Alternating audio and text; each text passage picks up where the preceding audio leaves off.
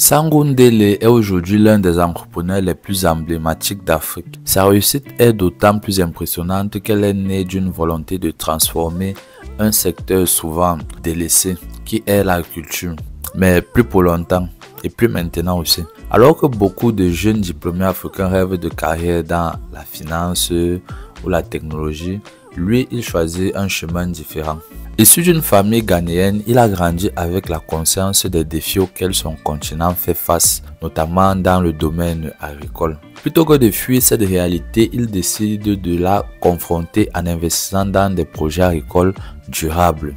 Son parcours illustre parfaitement comment un jeune investisseur armé de connaissances, de vision et de détermination peut non seulement bâtir une fortune personnelle, mais aussi créer un impact durable sur son pays et sa région.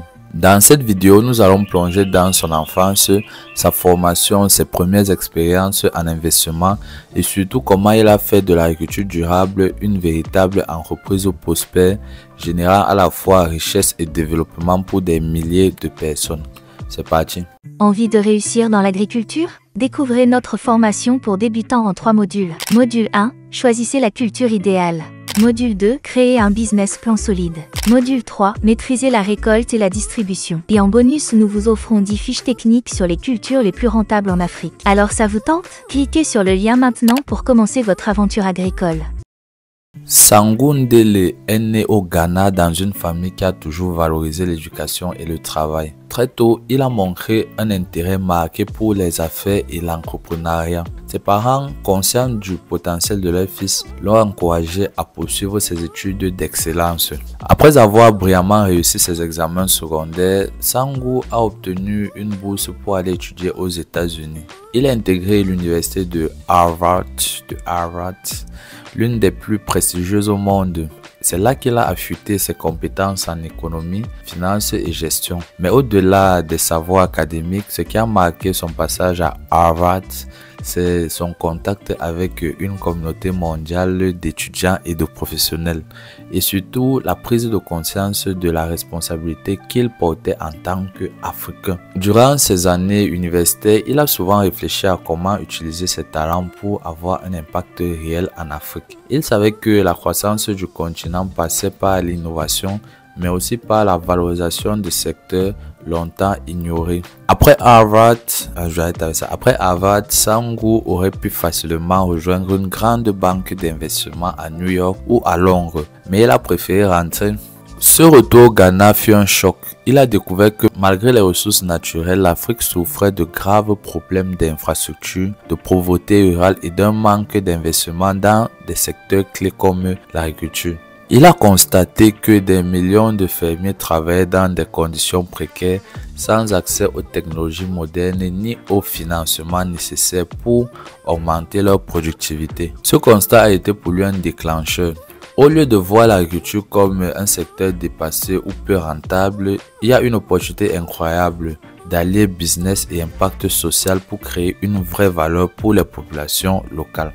Fort de ses connaissances en finance, Sango a fondé Golden Palm Investment, une société d'investissement destinée au soutien des projets à fort potentiel en Afrique. L'objectif était clair, mobiliser des capitaux pour financer des initiatives qui pouvaient transformer durablement des secteurs clés, notamment l'agriculture qui est le principal secteur qu'il visait. Ses premiers projets n'ont pas été simples. Il a fallu convaincre des investisseurs souvent frileux à l'idée d'investir en Afrique, que le risque pouvait être géré. Il a dû aussi faire face à la lourdeur administrative, au manque de réseaux fiables et à l'insuffisance des infrastructures. Mais sa persévérance a payé. Il a réussi à bâtir un portefeuille d'investissement solide en combinant analyse rigoureuse et vision à long terme. Ses succès initiaux lui ont permis d'avoir plus de poids et de confiance dans ses projets futurs. La grande étape dans son parcours est venue lorsqu'il a décidé de se concentrer pleinement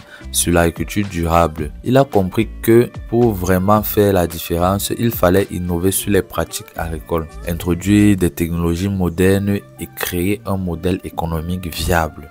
C'est comme ça qu'il a investi dans plusieurs domaines: la culture des céréales, l'horticulture, la production des fruits tropicaux, mais aussi dans la transformation agroalimentaire qui est un secteur qui n'a pas été tellement abordé jusque-là. L'innovation était au cœur de sa stratégie, comme des irrigations modernes, la gestion durable des sols, l'utilisation des semences améliorées et surtout la formation des agriculteurs. Il a mis en place des partenariats avec des universités, des ONG et des institutions internationales pour maximiser l'impact social et environnemental de ses activités. Cette approche lui a permis de créer une chaîne de valeur complète depuis la production jusqu'à la commercialisation, mais tout en améliorant la qualité de vie des agriculteurs et de leurs familles. Contrairement à beaucoup d'idées reçues, l'agriculture durable peut être extrêmement rentable. Sangundele en est la preuve vivante.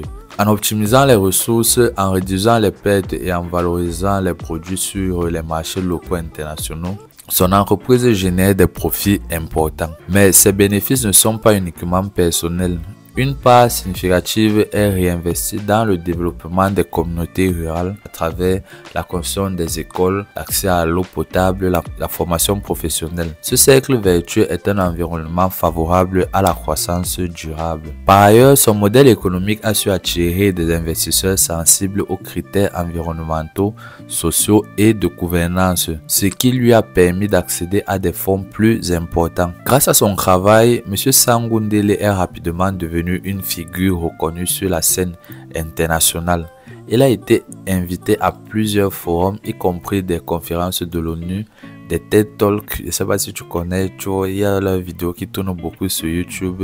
Lui, il était invité pour partager sa vision de l'Afrique durable et prospère. Son succès a inspiré de nombreux jeunes entrepreneurs à croire que le développement peut rimer avec innovation et responsabilité sociale. Ça veut dire que tu ne dois pas t'enrichir au profit des autres, au détriment des autres. Donc tu dois aussi partager ta richesse, tu dois aussi préserver les ressources pour que demain tu puisses encore les utiliser. C'est à travers ça que Sango cherche à militer et à mobiliser ses ressources pour permettre au développement de sa communauté. Bref, j'espère que cette vidéo t'a plu. Dis-moi ce que tu en penses dans les commentaires. Si ça t'a plu, fais-le moi savoir avec un like, tu commentes, tu t'abonnes. Mais t'abonner, c'est le plus important. C'était Afandarius de la chaîne AgriBA. Je te dis à la prochaine. Ciao. Silver bullet is microcredit. We seem to be fixated on this romanticized idea that every poor person in Africa is an entrepreneur. Yet, my work and travel in 40+ countries across Africa has taught me that most people want jobs instead. My solution: forget micro-entrepreneurs.